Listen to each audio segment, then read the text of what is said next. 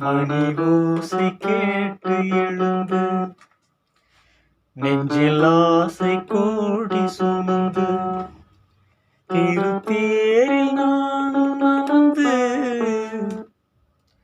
ஒரு கோயில் சேர்ந்த பொழுது அந்த கோயிலின் மணி வாசலை இங்கு மூடுதல் முறையோ? கண்ணன் பாடும் பாடல் கேட்க ராதை வந்தாளா? ராதையோடு ஆசை கண்ணன் பேசக்கூடாதா?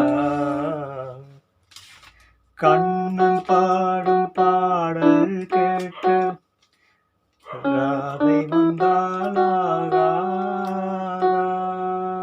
ராதையோடு ஆசை கண்ணன் பேசக்கூடாதா?